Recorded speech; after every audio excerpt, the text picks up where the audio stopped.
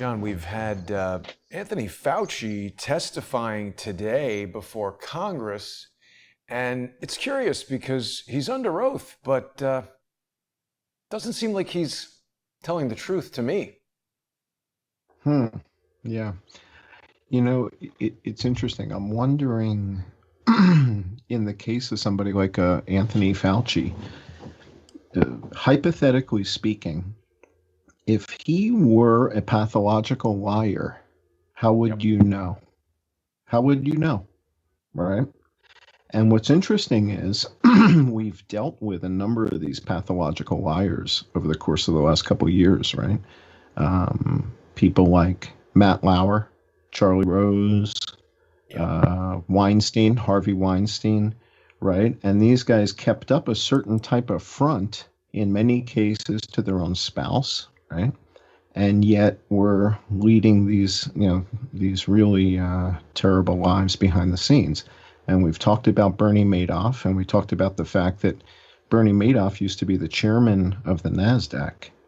And we talked about Bill Cosby, and Bill Cosby was, the go-to guy to sell your kids pudding pops, right? And what's he have, 56 rapes, right? So there's this tipping point with these people where they go from idle, like Harvey Weinstein. I was looking at all the YouTube videos of everybody thanking Harvey Weinstein. Michelle Obama. Dude, there's 20 minutes of back-to-back footage of people just thanking Harvey Weinstein. And now it turns out he, like Bill Cosby, appears also to be a rapist. Yeah. So, I'm not saying that Dr. Fauci's done anything wrong, but I'm saying, hypothetically speaking, if he were a pathological liar, how would you know? How would you be able to tell? I've devised a really sophisticated way to determine when Dr. Fauci is lying. You just look and see if his mouth is moving and sound is coming out. Yeah, well, it seems that there's a high likelihood. So in tonight's show, we're going to take a look at, has anybody been checking Dr. Fauci's math? Maybe math isn't Dr. Fauci's strong suit. Yeah. Right? Maybe it turns out that Dr. Fauci was really good at biology or chemistry or something like that, but terrible at math. We don't know. So what we're going to do is we're going to take a look at Dr. Fauci's math, and we're going to ask, in this case, how many licks does it take to get to the center of the Tootsie Pop? Now, according to the owl, it was 3. Right? Now, did anybody audit the owl? Or are we just going to go with 3? It takes, it's 3, funny. And that's it. Right. So the question is, did anybody audit the owl? Right? And in this case, the owl is Dr. Fauci. Yeah. When Dr. Fauci tells us that in 2017, we had 80,000 people die from P&I, did anybody check the math? Well, tonight, we're going to take a look because I checked the math. And it appears that maybe math is not Fauci's strong suit. And when we go to the patron-only hour tonight, we have another segment. So this is like a 2-segment show tonight. And we're going to look at another portion called The Kids Are Running the Asylum. And we're going to take a look at some of the censorship that's coming out of companies like Facebook tonight when we go patron-only. So I have a bunch of material prepared for that. I did publish a couple videos this week since our last show together, looking at who's auditing the CDC, and also addressing why a lot of people were commenting that they keep sharing the work that we're doing here, and they're sharing these spreadsheets and they're sharing the links with their family, with their friends. And people were saying, yeah, but it's going up, and and yeah, but this, and yeah, but that, and Rachel Maddow says this, and Anderson Cooper says that, and so I did a video to look at why do people react this way? What is this? What are these biases? The ostrich bias, anchoring bias, normalcy bias. What are these things that explain people's behavior? Because what I find is if I understand why people are acting a certain way, I don't take it so personally. It's like, oh, okay, it's that thing and it's documented and it's like it's a known reaction type behavior. I look at it like, oh, okay, that's on them. They've got this crazy bias. It's not me. So we're sharing very objective information here and have been for months together. We're looking at data from the CDC. We're looking at data from the WHO. And we're not really interpreting it. We're just adding it up and charting it. And if the chart goes one way, it goes one way. If it goes the other, it goes the other. And there's no real politics to that, right? So when we go state by state and we look at some of the states, in fact, if you want to pull up the deck I sent you, this would be a good time. We have a couple slides that we want to cover tonight in the YouTube portion before we go to Patreon and to Subscribestar. And now, I want to show people. Before we do the slides, John, I just want to, we got a lot of questions coming in from our viewers here in the chat. People are saying that Rachel Maddow is a Rhodes Scholar, more of a statement than a question. That's true, and it's important for people to watch the other shows on Crowdsource The Truth. David Hawkins often speaks about Cecil Rhodes' 200-year plan to control the world and how the Rhodes Scholarship Program is actually a way of indoctrinating double agents. The other thing is we've got a viewer on Twitch who is asking, I'm sorry, DLive, will John do a cross-check between the BBC and the Johns Hopkins database? I don't know if you have that prepared for tonight, but that's an interesting idea. So what's happening is we have data feeds coming from a number of different sources. So we have the CDC, and the CDC admits right off the bat that their data lags. So they'll tell you right out that their data probably lags by about a week. And then we have Worldometer, and Worldometer's been very helpful, and we've been looking at that and using that. The BBC also has data. Worldometer and the Johns Hopkins systems are the ones that are really trying to bring it all together. If you click on coronavirus up on the top there, it says corona yet. And you scroll down to deaths, there'll be a chart of daily deaths. And what we can see is, although it was going down, it's going back up. And I've kind of sad news to report. There you go, that chart right there, daily deaths on the right. So the sad news to report today is that Vietnam suffered its first casualty from coronavirus. So they now have one person died. It was a 70-year-old man. He was suffering from, I think, kidney disease, and he had coronavirus and he passed away. So they're logging it as a coronavirus death because of the complications, and it's their first death in Vietnam. And again, we've been calling attention to Vietnam on this show for months because Vietnam was the largest country in the world to have no one die for the longest period of time. So Vietnam is almost 100 million people. So most people in America, in the West, do not realize that Vietnam is bigger than Germany in population, and Germany is the largest country in Europe. So Germany has about 80, 85 million people. Turkey has about 80, 85 million people. And Vietnam has like 100 million, 97 million people in Vietnam. Wow. So the population of Vietnam and the population of, it's bigger than Germany, it's bigger than Turkey. It is a significant country, and no one had died until today or yesterday. So kind of sad for Vietnam. I mean, when you consider one person, I mean, obviously anyone's life being lost is a tragedy, but in the scale of world events, one person out of a country of 85 million dying is, statistically speaking, a negligible fact. The man's life is not negligible, but that doesn't give us any reason to shut down the world's economy and put basically every single person under house arrest.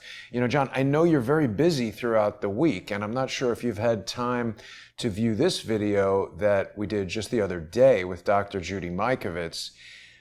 Dr. Mikovits is an incredibly accomplished microbiologist and virologist, and she was talking about XMRs that are in vaccines. Basically, what she was saying is that when they develop these vaccines, they're cultivating the viruses, and they need living cells to grow these viruses on.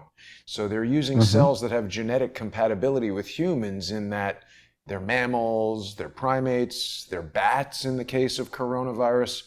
And what Dr. Mikovits has identified is that because these bats, in the case of bats, they're living in filthy conditions. They're out, eating excrement in some cases and living in the middle of the jungle or the woods or a cave, a place that a human would almost never go to and certainly might become sick if we did. The bats and these other animals have got such well-evolved immune systems that they can have these viruses in their body and the immune system keeps them at bay and it doesn't cause them to become sick. But when you use bat brain cells or primate kidney cells, a variety of different cell lines that are available to these laboratories to cultivate these things, there can be other viruses aside from the target virus that you're trying to inoculate humans against that can get into these inoculations. And so people are getting these, I don't know if this is the right term, xenomorphic or whatever, but basically viruses from other species that our immune systems are not sufficiently evolved to deal with. And these other viruses are making people sick. This is purported to be the cause of HIV. Well, I know that there was a big controversy this week that, what's his name? Eric Bolling was going to have Dr. Mikovits on. Exactly what this was about. And they stopped it, right? They stopped the broadcast. So I have not seen the show. I know that Larry Klayman is representing Dr. Mikovits now, and so that's great news. So I'm eager to watch it, and I'll probably get a chance to watch it, later today or tomorrow certainly. So I'm looking forward to it. I think she's a real hero, and the fact that the FBI broke into her home and arrested her like she was some sort of criminal is it's atrocious, and it's why I'm armed 24 hours a day. Wow. There'll be no knock warrants here. I'm hard of hearing, so I don't hear anything. If there's people in my house, I shoot them. So that's right. That's how it works. Now, all right, so how many licks? Deck here. Yeah. Yeah, how many licks does it take? According to the owl, it's 3. Now, was the owl audited? Or are we just going to go with 3, that it takes 3? So why don't we go through a couple of these slides before we go to our patron-only hour on Patreon and Subscribestar, and I'll show the audience a couple of the updates from this week's news on coronavirus. Sure. Go to the next slide. There you go. All right. So I think most people in the audience know that we've passed 150,000 deaths. And Johns Hopkins is calling for a reset in the national response. Whoa. And I look at this and I say, why? Why would you need a reset in the national response? Are you guys also incapable of reading data? So let's go to the next couple slides and see if we can understand why would Johns Hopkins want to do a reset.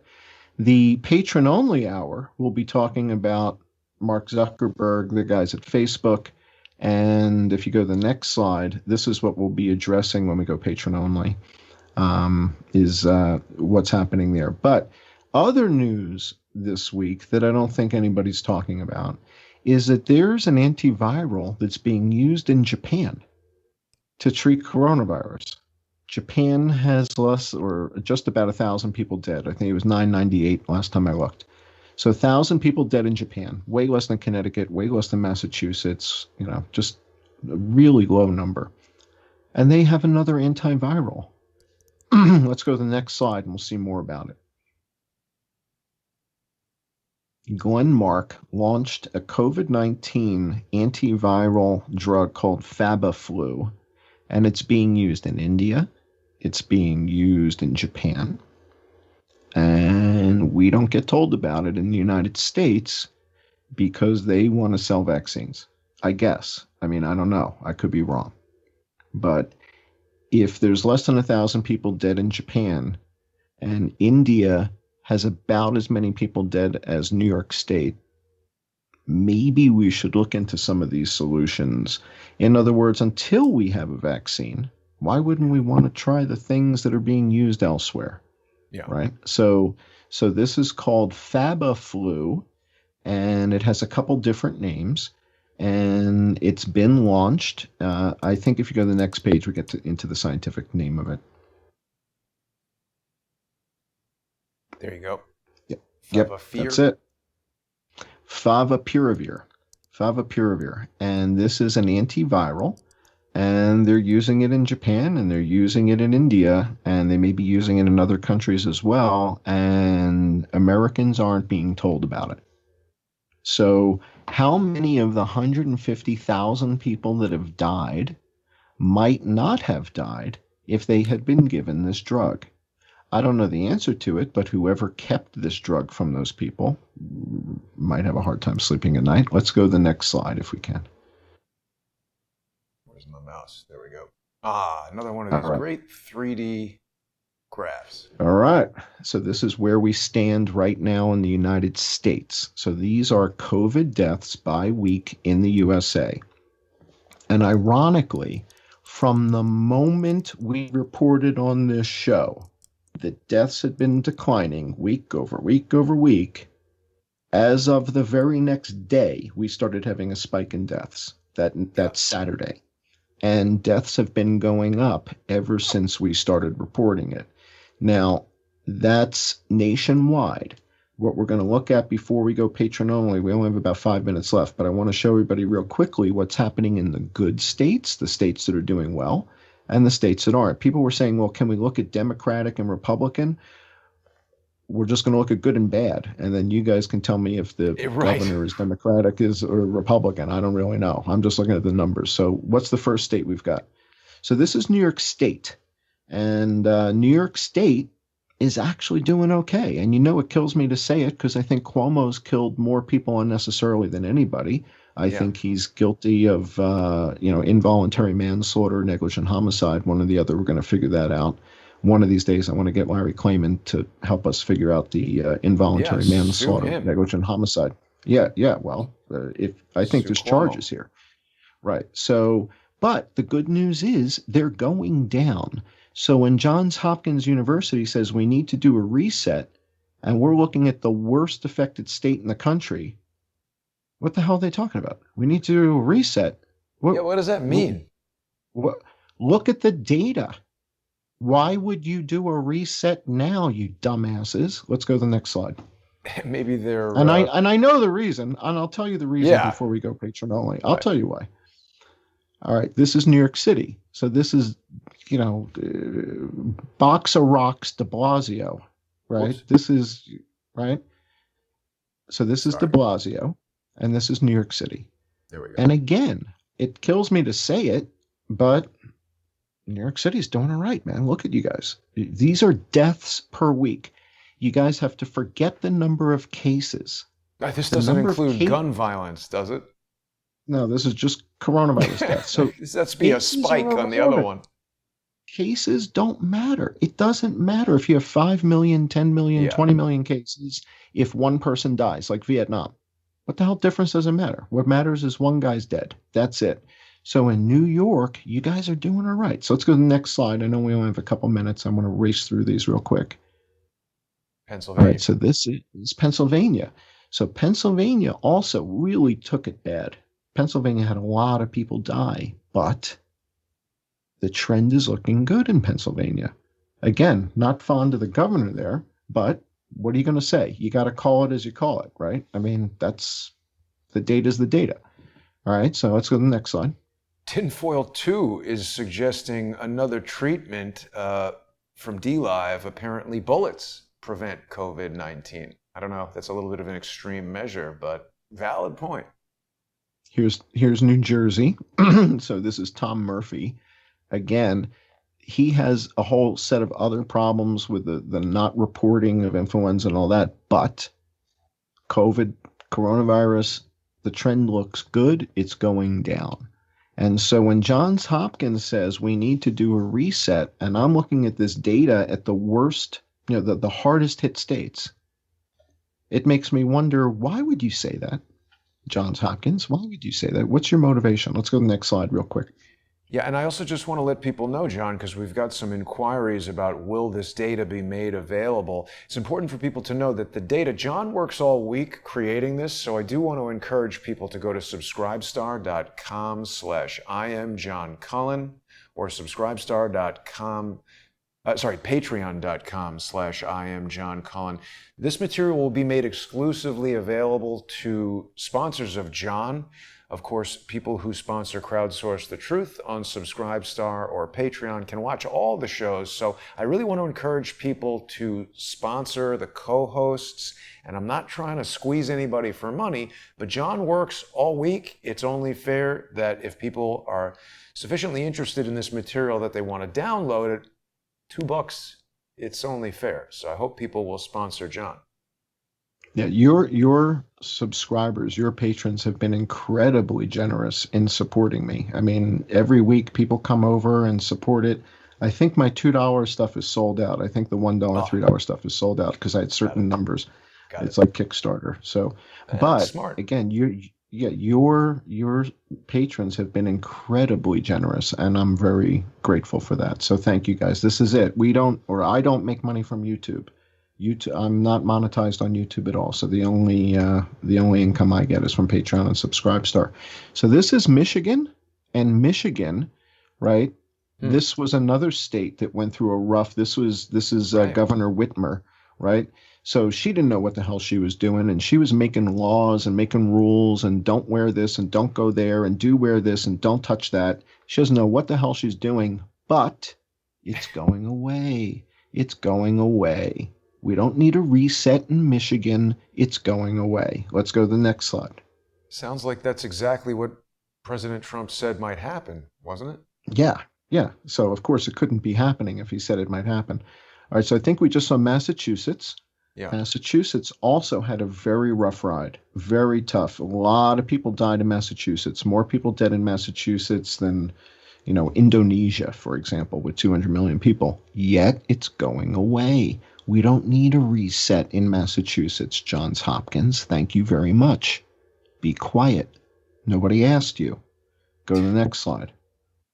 Minnesota. Right, now, this is Minnesota. Now, this is where George Floyd was killed, right, in Minnesota. Right. Yeah. And they withstood a long bout before they started to show some good signs here. So they had a prolonged outbreak. You see what I mean in the middle there? How long that lasted? It went up. Right. And it stayed up there for a while before it started to come down. But now it's coming down. Looks like they've got a handle on it. No need for a reset, Johns Hopkins. Thank you very much. Let's go to the next slide. And then we got to wrap this up because I know we got to get ready for the other show. For some reason, today's slides are very difficult for me to center on screen. There we go. All right. So this is Arizona, and now we're getting to the troubled children here. These are the states that are not doing well. So Arizona's going in the wrong direction. I don't know much about that Governor Tootsie guy. He's like a Republican in disguise or something. He's like half in, half out. I don't know what his story is, but Arizona's not going in the right direction. Let's go to the next slide. I don't know what they're doing, but it ain't working. This is that Florida? Yeah, Florida. Yeah, so Florida also doesn't look good right now. I don't know what the hell happened in Florida, but it's not looking good.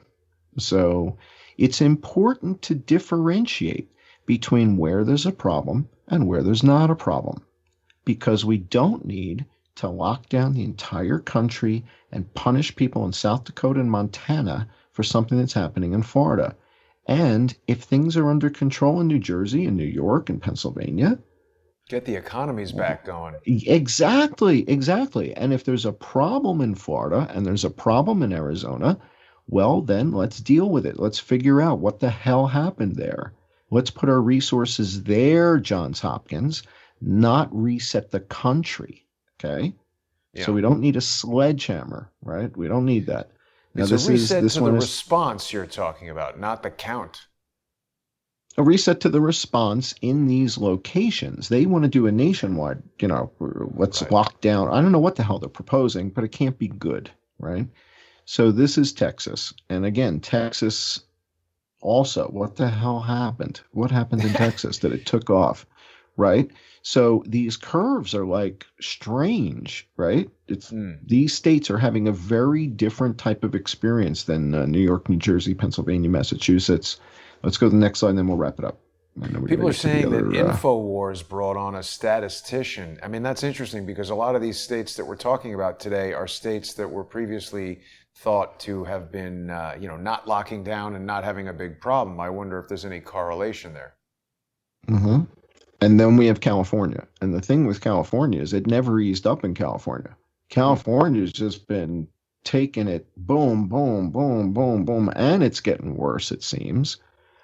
So Gavin Newsom seems to have the biggest problem in the country right now. It used to be Andrew Cuomo, and I'm kind of glad to say now it's Gavin Newsom. So now Gavin Newsom's in the hot seat.